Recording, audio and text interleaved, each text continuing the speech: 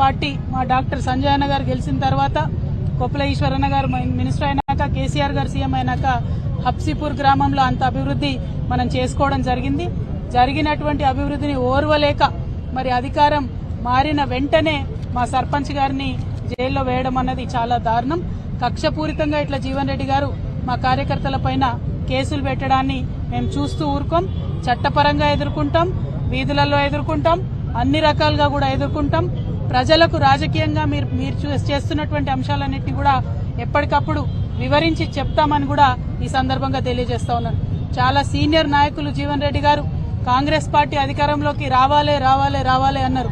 మరి అంతకుముందు కాంగ్రెస్ పార్టీ అధికారంలో లేనప్పుడు బీఆర్ఎస్ పార్టీ అధికారంలో ఉన్నప్పుడు ఫ్రెండ్లీ పోలీసింగ్ పేరుతోని ప్రజలను పువ్వుల్లో పెట్టుకొని చూసుకోవడం జరిగింది.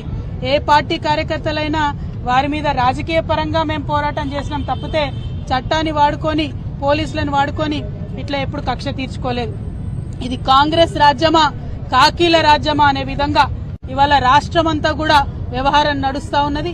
ప్రతి నియోజకవర్గంలో ప్రతి చోట కూడా ఇటువంటి వైఖరినే కాంగ్రెస్ పార్టీ ప్రదర్శిస్తా ఉన్నది. కాకపోతే జీవన్ రెడ్డి గారికి మేము హితవు చెప్తా ఉన్నాం, ఇటువంటి వైఖరి ఎక్కువ రోజులు నిలబడదు, ప్రజలు తిరగబడతారు.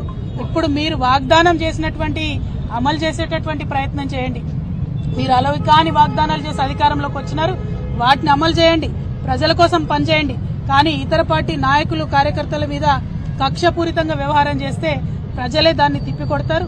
తెలంగాణ ప్రజలందరికీ కూడా వినమ్రంగా మేము విజ్ఞప్తి చేస్తా ఉన్నాం.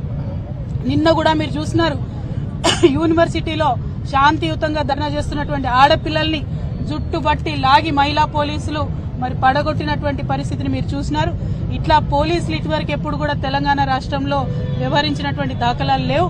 మరి ఇవాళ కాంగ్రెస్ పార్టీ వచ్చినాక కొత్త ఒరవడి ప్రారంభమైంది.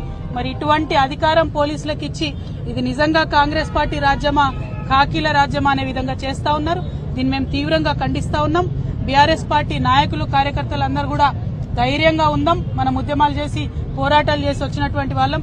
ఇదే కాకీల మీద ఇదే కాంగ్రెస్ పార్టీ మీద ఉద్యమాలు చేసి తెలంగాణ రాష్ట్రం తెచ్చుకున్న వాళ్ళం కాబట్టి మనం అదే స్ఫూర్తితో ముందుకు వెళ్దాం. అల్టిమేట్ గా మనకు కావాల్సింది తెలంగాణ ప్రజలు బాగుండాలి.